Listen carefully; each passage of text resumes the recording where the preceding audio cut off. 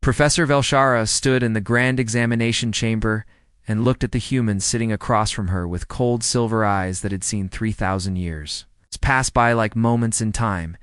and she was not impressed by what she saw before her. Now, because humans were new to space travel and new to the galactic community,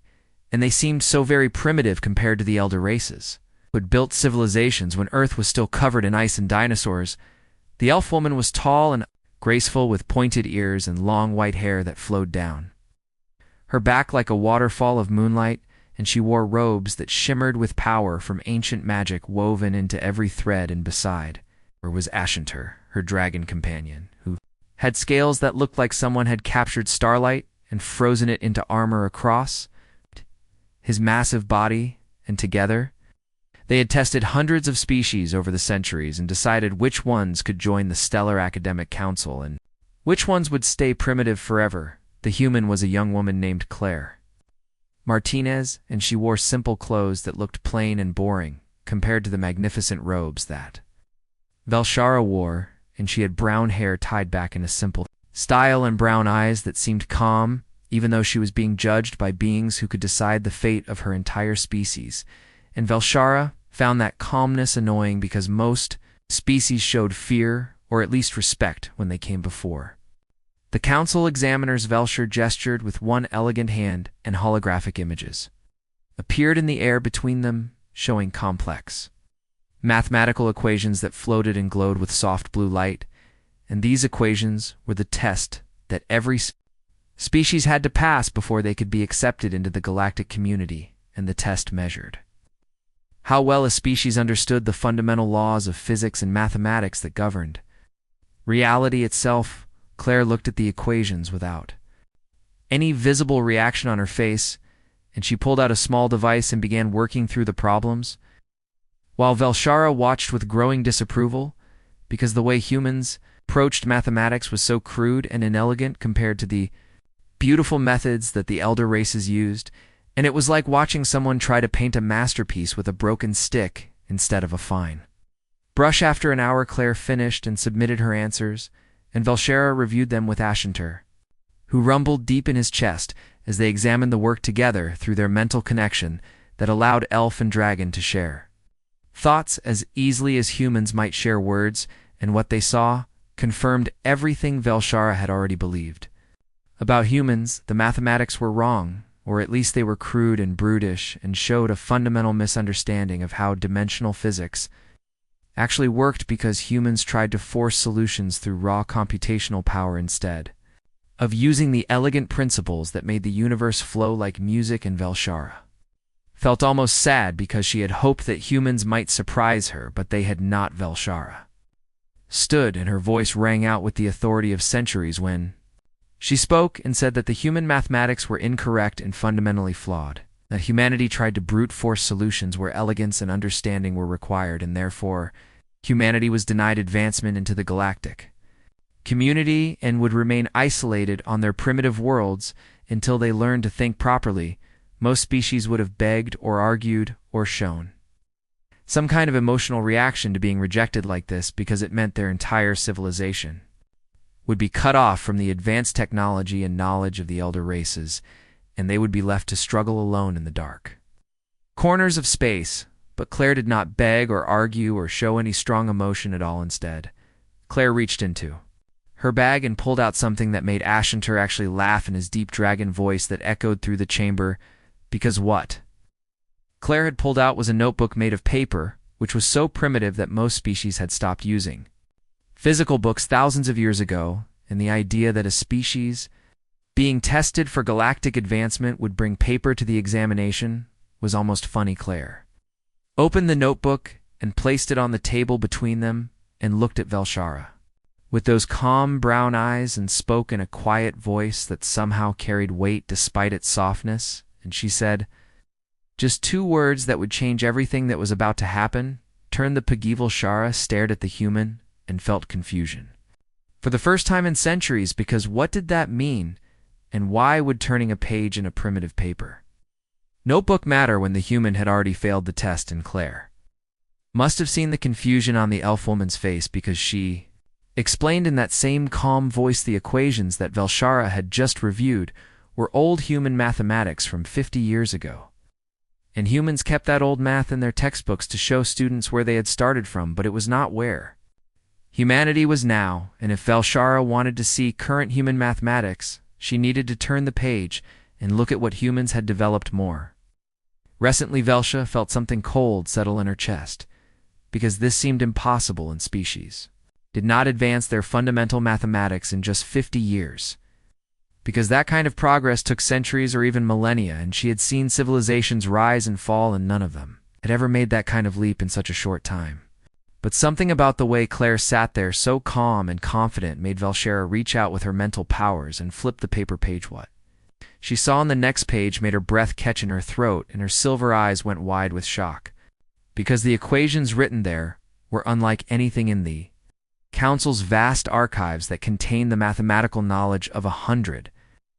elder races spanning thousands of years, and these human equations were chaotic and aggressive and built on principles that seemed almost insane at first glance. But as Velshara traced the logic of the equations with her mind, she realized something terrifying, and the equations worked, and they did not just work, they worked better than the elegant methods that the elder races had perfected over millennia, and the human approach was like comparing a surgical laser to a finely sharpened blade. Because both could cut, but one had power that the other could never match. Velshara looked up at Claire, and her voice shook slightly when she spoke, and demanded to know how this was possible, because humanity had only discovered industrial technology 300 years ago, and had only developed advanced mathematics for barely 200 years, and yet here was mathematical theory that surpassed anything the Council had ever seen. Claire's answer was simple and direct, and she said that humans were very good at learning and adapting to new challenges, and then she paused and added something else that made the temperature in the room seem to drop by several degrees, and she said that humans were also very good at war. Enter rose to his full height, and his massive form filled the examination chamber, and his wings spread wide enough to cast shadows across the walls, and his mental voice thundered through both their minds, asking if the human dared to threaten the stellar academic council which had ruled the known galaxies for 3,000 years with absolute authority. But Claire did not flinch or show any fear, even with an ancient dragon looming over her. And she said that she was not making any threat at all, and was simply stating a fact about human nature, and Velshara had asked humans to prove they understood physics, and they did understand physics very well, but Velshara had been looking at the mathematics that humans showed to children in schools.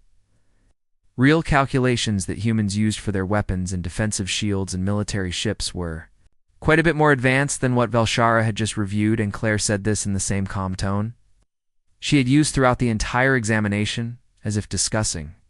something as ordinary as the weather, instead of revealing that humanity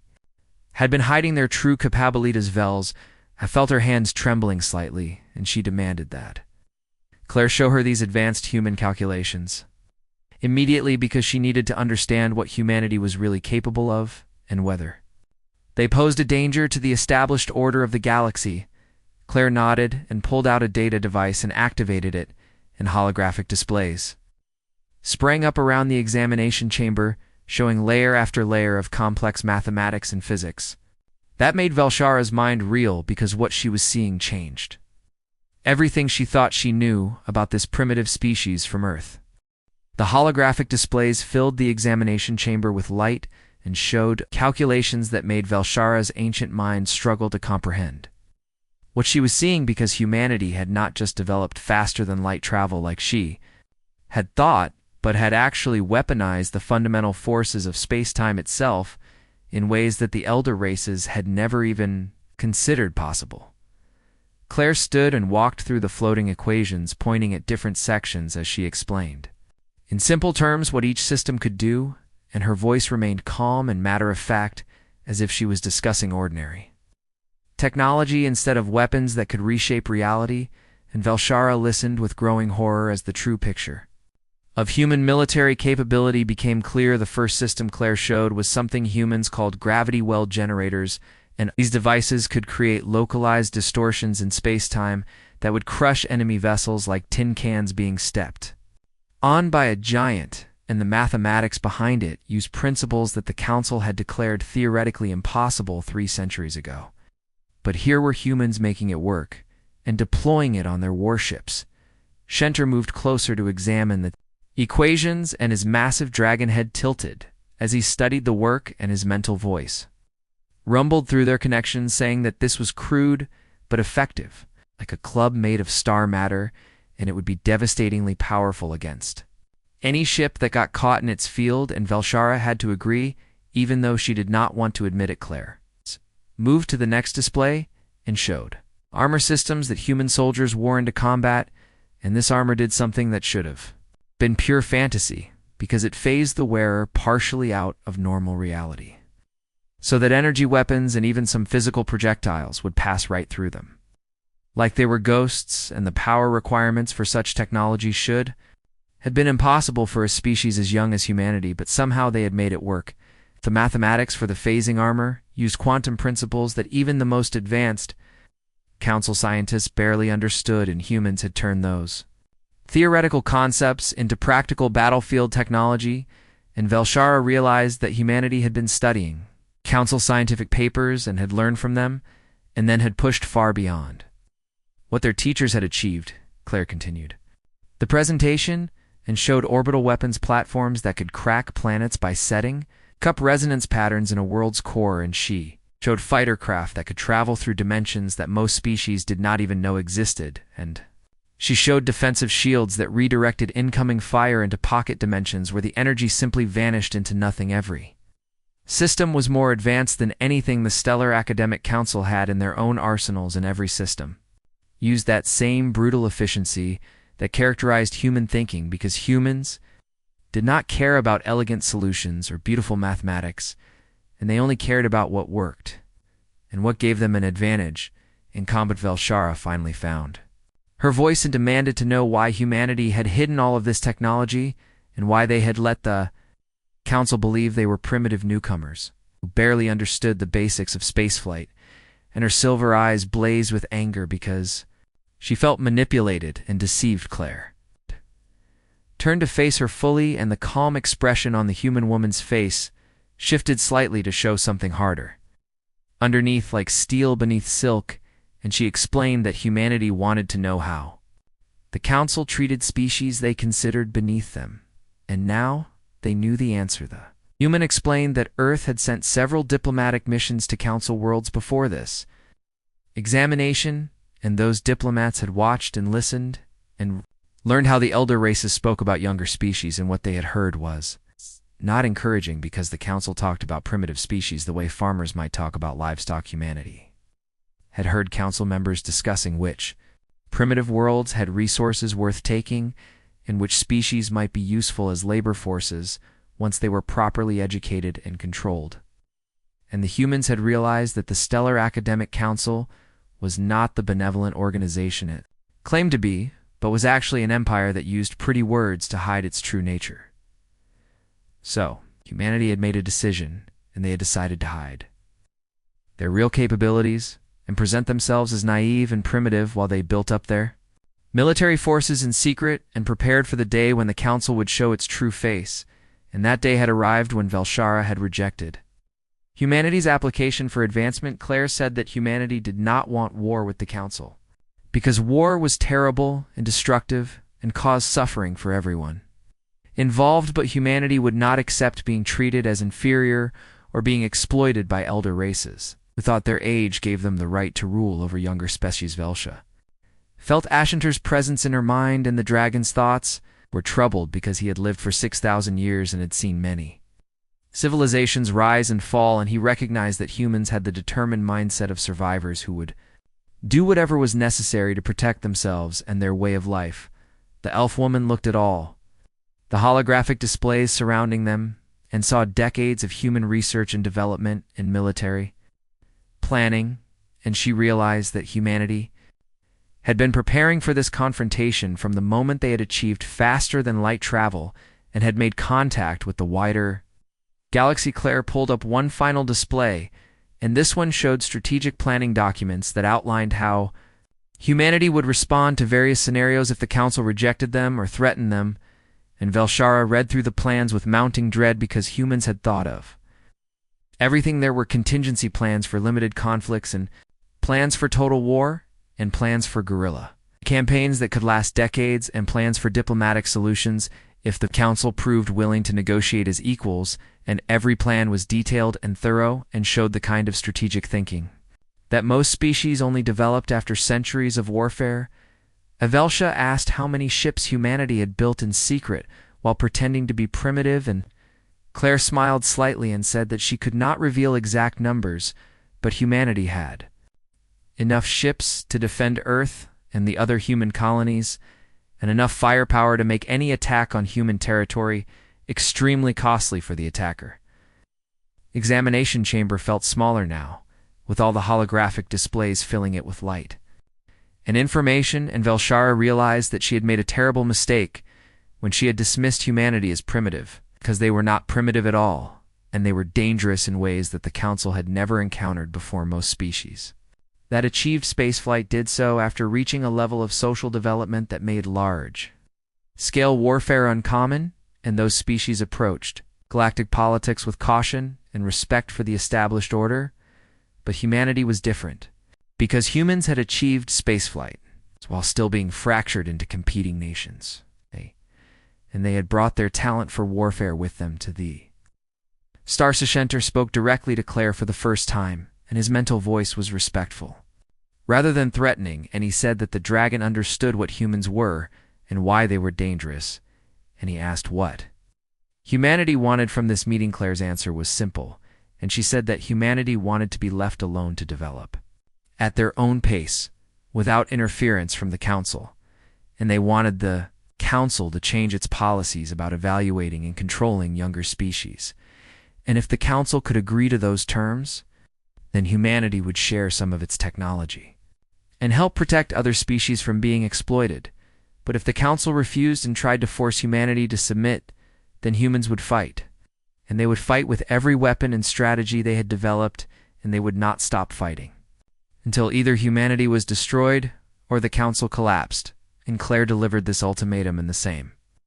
calm voice she had used throughout the entire meeting. Velshira looked at this young human woman who carried the fate of her entire species on her shoulders and saw determination that reminded her of the ancient warrior races that had existed before the Council brought its version of peace to the galaxy, and those warrior races had been terrifying and powerful, and the Council had spent centuries subduing them. Now, here was humanity presenting that same warrior spirit combined with advanced technology and strategic brilliance, and Velshara knew that the AS Council faced a choice that would shape the future of the entire galaxy. She told Claire that she would take this information back to the ASEAT Council leadership and present it to them, along with her recommendation, and Claire asked what that recommendation would. Velshara was silent for a long moment before answering, because she had to choose between supporting the system she had served for 3,000 years and acknowledging a truth that made her uncomfortable. And finally she said that she would recommend negotiation, because the alternative was a war that nobody could win. The Council leadership did not listen to Velshara's recommendation for negotiation, and instead, they saw humanity's revelation as a threat that needed to be crushed immediately before other young species got similar ideas about resisting Council authority. And within 3 days, the largest military fleet ever assembled in Galactic stood on the bridge of the flagship called Eternal Truth and watched as 500 warships from a dozen elder races gathered in formation around her vessel, and each ship represented centuries of technological advancement in military tradition, and together they formed an armada that had never been defeated. In battle. Shenter was beside her, and his massive form barely fit in the bridge observation area, and his scales were dim with worry. The dragon had a bad feeling about this conflict, and he had learned over 6,000 for years to trust those instincts, but the Council had overruled all objections and ordered the fleet to proceed. The fleet commander was an ancient being named Crystallix, who had a body made of living crystal that refracted light into rainbow patterns, and he had commanded fleets for 2,000 years. and never lost a battle, and his confidence filled the bridge like a physical presence when he announced that humanity would be taught a lesson. They would never forget. Velshara wanted to argue, but she knew it would do no good because the council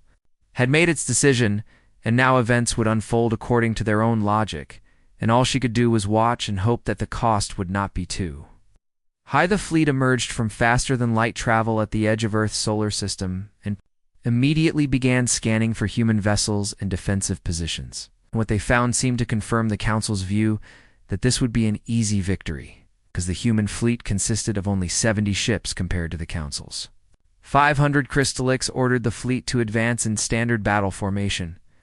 which was a configuration that had been perfected over millennia of warfare, and placed the most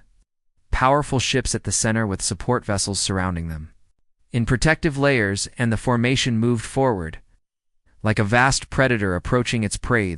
the human fleet did not retreat or scatter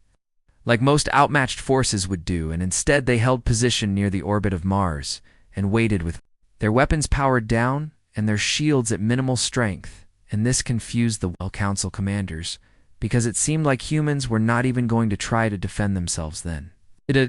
Battle began, and everything the Council thought they knew about warfare became useless in the span of 30 seconds. The human ships flickered and vanished from normal space using the dimensional travel technology that Claire had shown Velshara, and when they reappeared, they were scattered throughout the Council formation instead of being in front of it, and this meant that the Council's careful defensive arrangements were now completely compromised. Human weapons fired before the Council ships could react, and those weapons used principles that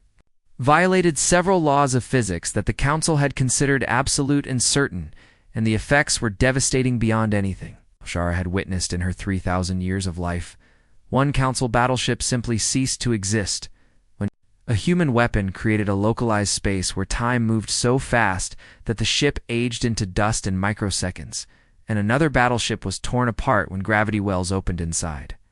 its hull and ripped it in different directions simultaneously. And a third battleship vanished into a pocket dimension and would never be seen again. Shantir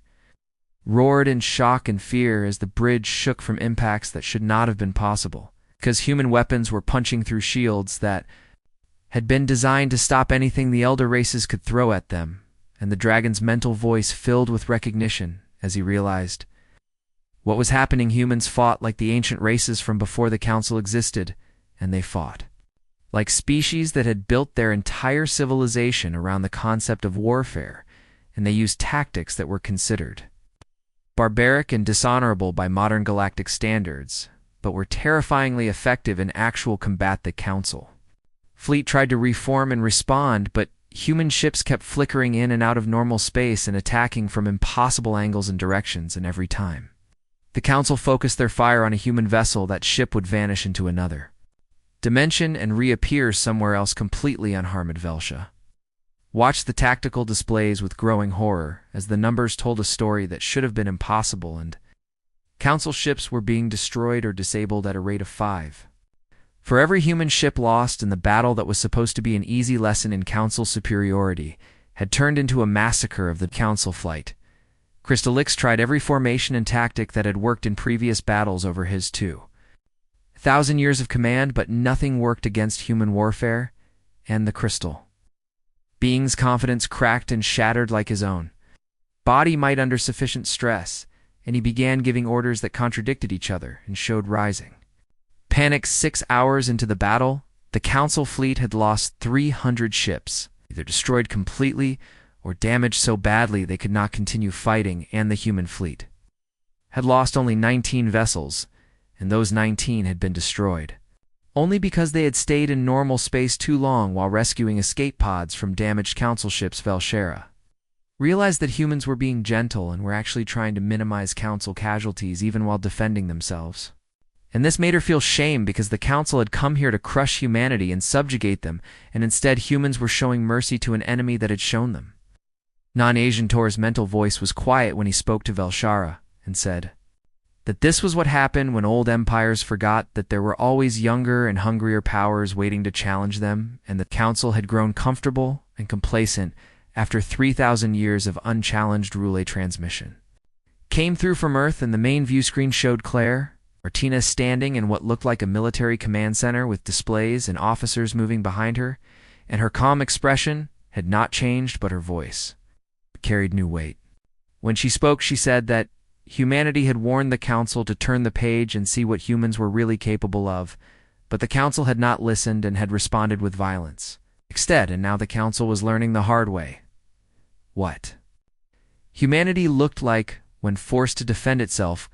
Claire continued and said that what the Council had just experienced was humanity being gentle and showing restraint because humans did not actually want to destroy the elder races and did not want to cause unnecessary suffering, but if the Council forced humanity into total war, then humans would stop holding back. She explained that humanity had weapons they had not yet used, and tactics they had not yet deployed, and capabilities that would shock even the most advanced elder races, and these weapons included things that could ignite stars and turn them into bombs and ships, could travel through higher dimensions that most species could not even perceive the human woman on. The screen looked directly at the camera and seemed to be looking into Velshara's eyes when she delivered her final statement, and said that the Council needed to stand down immediately and begin negotiations in good faith, or else they would learn what total war really meant when humans stopped caring about minimizing casualties. The transmission ended, and the Bridge of Eternal Truth was silent except for alarms and damage reports from other ships in the fleet, and Crystallix sat in his command chair with light refracting through his crystal form and scattered broken patterns that showed his shattered confidensive. She made a decision that would probably end her career with the Council, but she did not care anymore because she had seen enough death and destruction for one day, and she walked to the communication station and opened a channel to all remaining Council ships. Her voice rang out with authority when she ordered all Council vessels to cease fire immediately and begin withdrawing from Earth's solar system, and she said that anyone who disobeyed this order would answer to her personally, and since she was one of the most respected members of the Council, her word carried weight even in this moment of chaos. Crystallix tried to object, but Ashanter moved between the Crystal Commander and Velshara, and the dragon's presence made it clear that he supported the elfwoman's decision, and nobody wanted to challenge an ancient dragon who had decided where his loyalty. The Council fleet began withdrawing, and human ships escorted them to the edge of the solar system, but did not attack, and this small mercy somehow made the defeat feel even worse because it showed that humans could have destroyed the entire fleet if they had wanted to, but had chosen not to. Velshara looked at Earth, hanging in space like a blue jewel, and wondered what other secrets humanity was hiding, and what the galaxy would look like now that the Council's authority had been shattered by a species that was barely 300 years old. The Council fortress world called Sanctuary had existed for 3,000 years as the capital of the Stellar Academic Council, and it had never been attacked because everyone knew that such an attack would be suicide,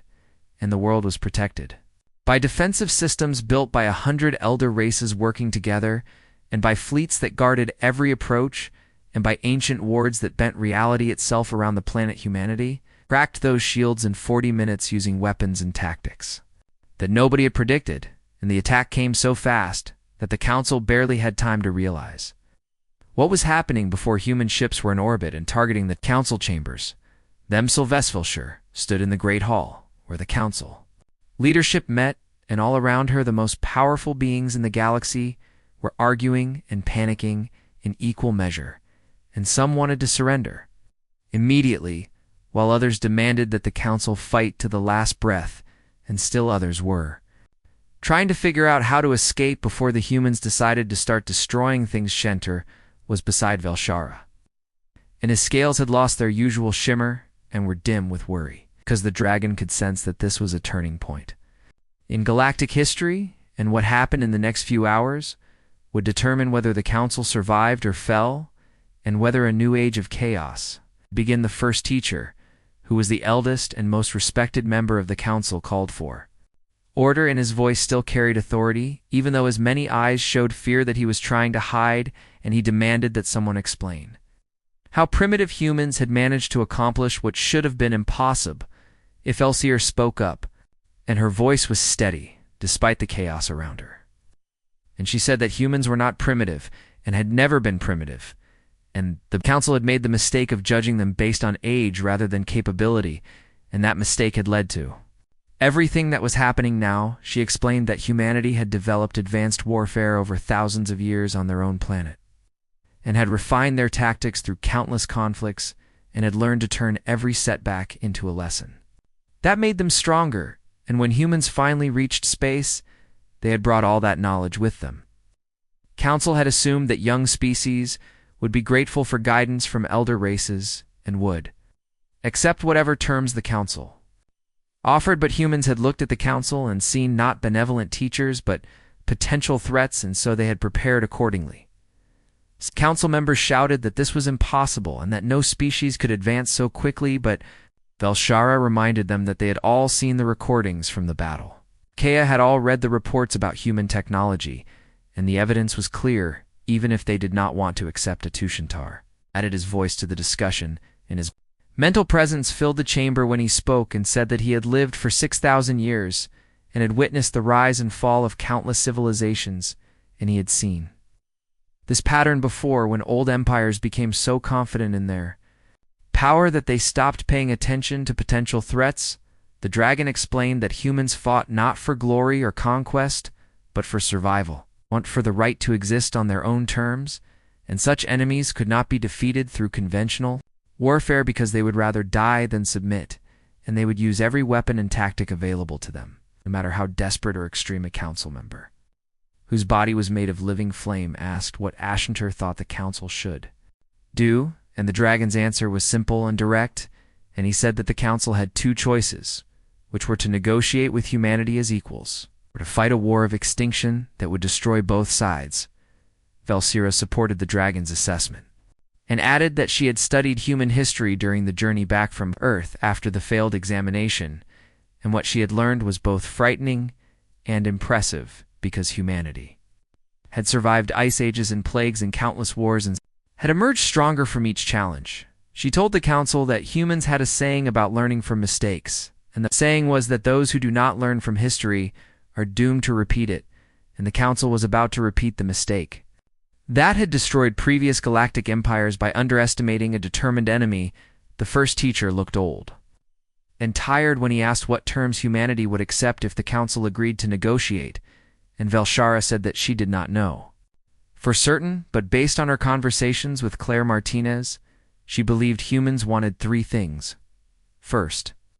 humanity wanted to be left alone to develop at their own pace without council interference, and second, they wanted the council to change its policies about evaluating and controlling younger species, and third, they wanted protection for other vulnerable species, so the council could not simply shift its attention to easier targets. Several council members objected and said that accepting these terms would mean the end of the council's authority and the beginning of chaos, as every young species demanded the same treatment. But Velshara pointed out that the council's authority was already gone, because it had been based on military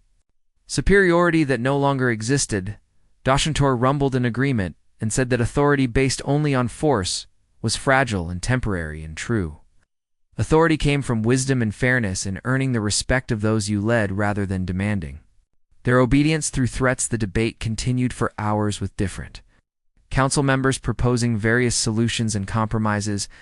but the reality was that humanity held all the advantages now, and the council could either negotiate in good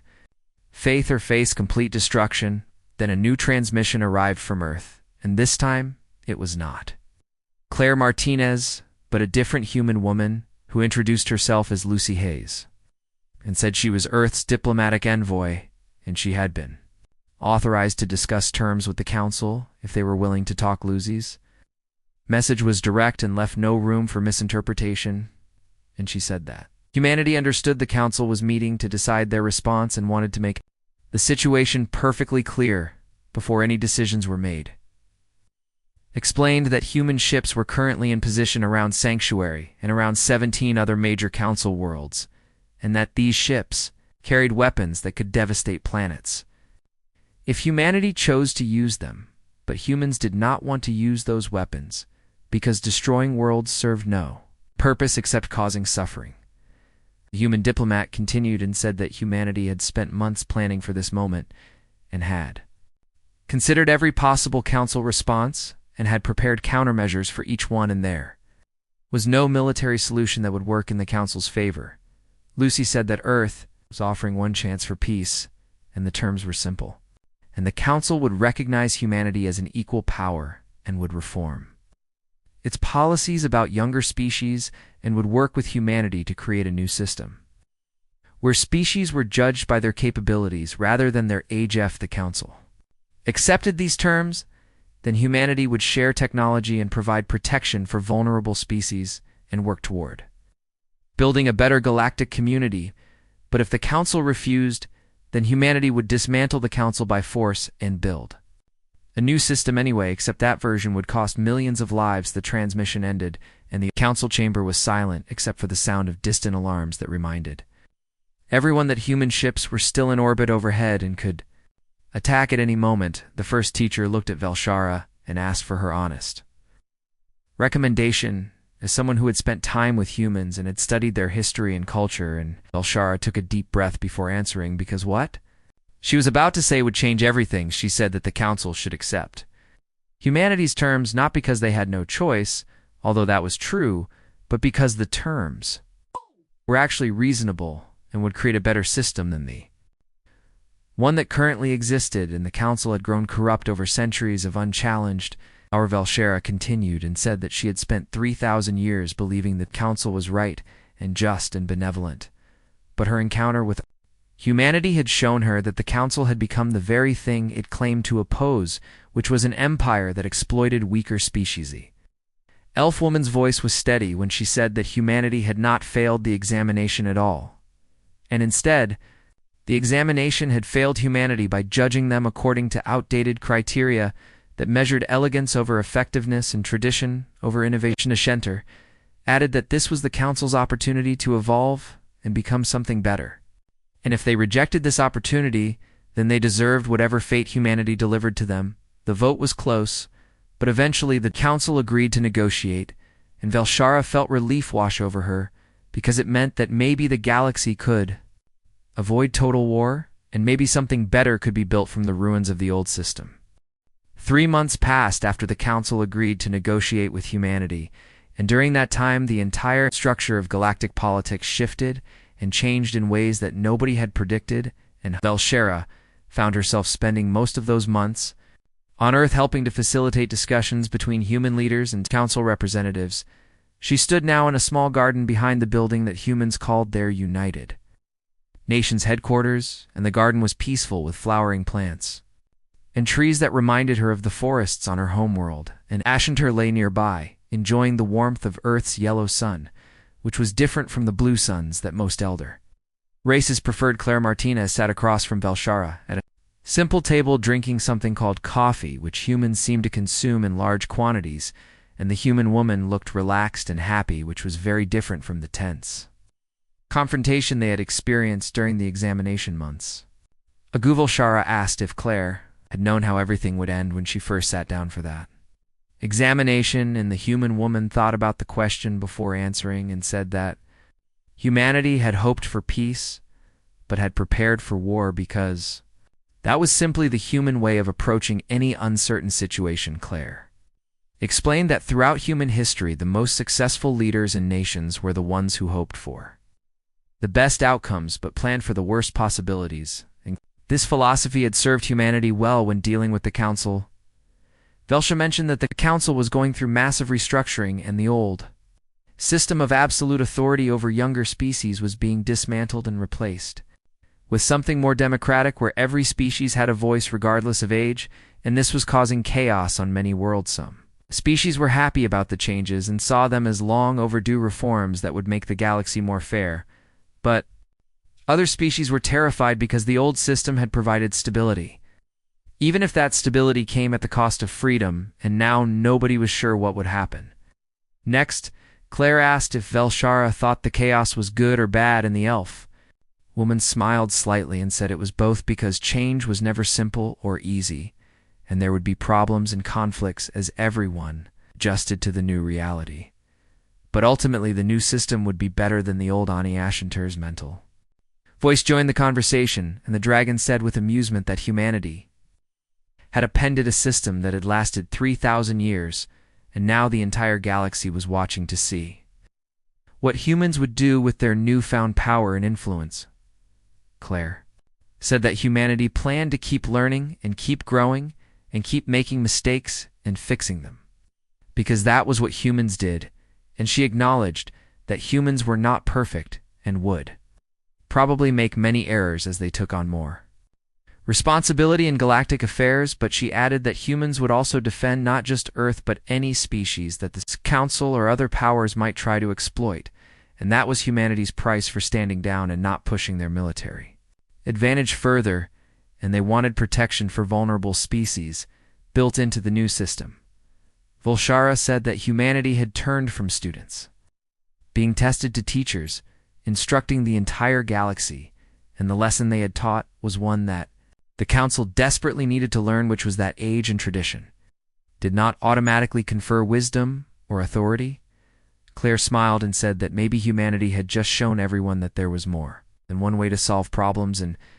the elegant equations that elder races preferred worked well, but the chaotic calculations that humans used also worked, and the universe was big enough for both approaches. The conversation turned to practical matters, and Velshara explained that many council species wanted to establish diplomatic relations with Earth,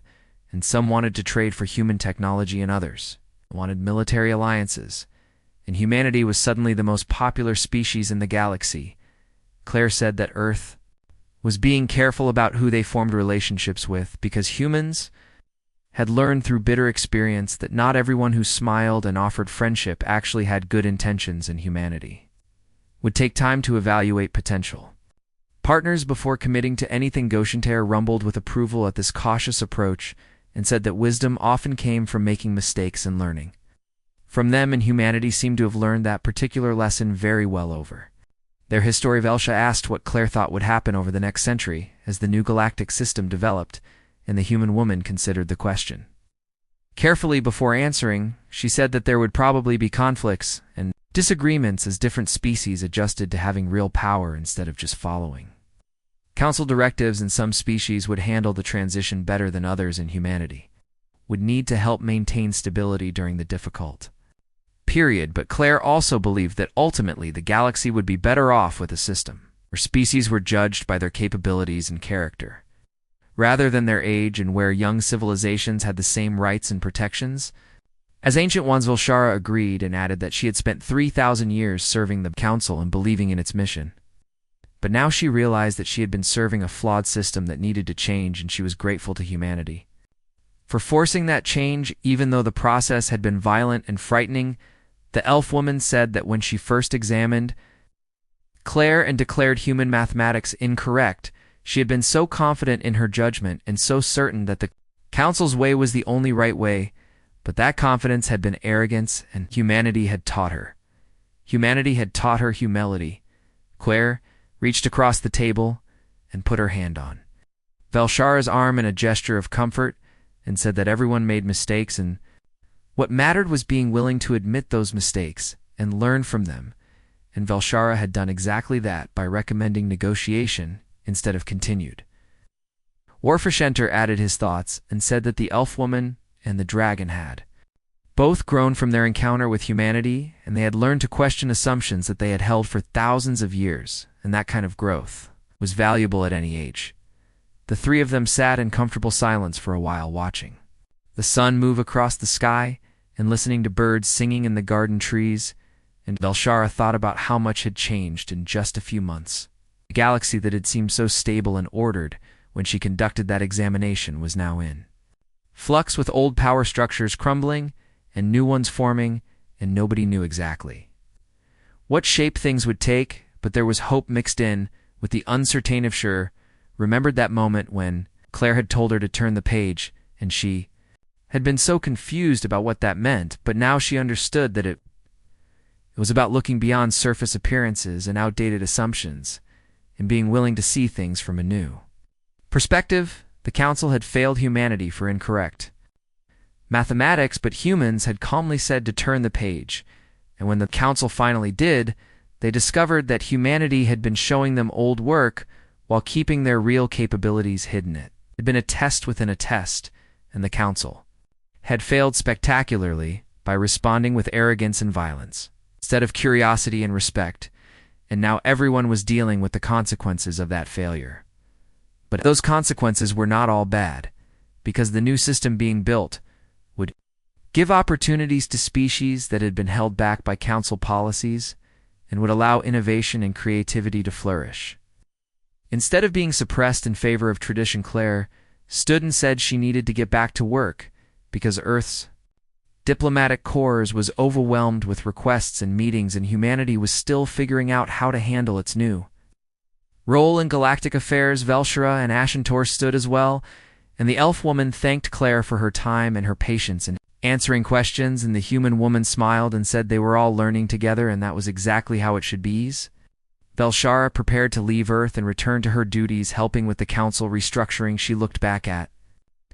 the garden one more time and thought about all the lessons she had learned. She had learned that wisdom could come from unexpected places, and that young civilizations could teach old ones, and that strength came in many forms, and that being willing to change was sometimes the bravest thing anyone could do. The galaxy had turned the page just as Claire had suggested, and the story being written now was one where humans and elves and dragons and all the countless species of the stars would write the next chapters together, not as rulers and subjects, but as equals and allies and fellow travelers trying to build something better than what had come before. Velshira smiled as she boarded her ship because she realized that failing that examination had been the best thing that could have happened, because it had set in motion events that would improve the entire galaxy. And as her ship lifted off from Earth and headed toward the stars, she thought about how a simple instruction to turn the page had changed everything and had taught her that sometimes the most important lessons came from the students we thought we were teaching.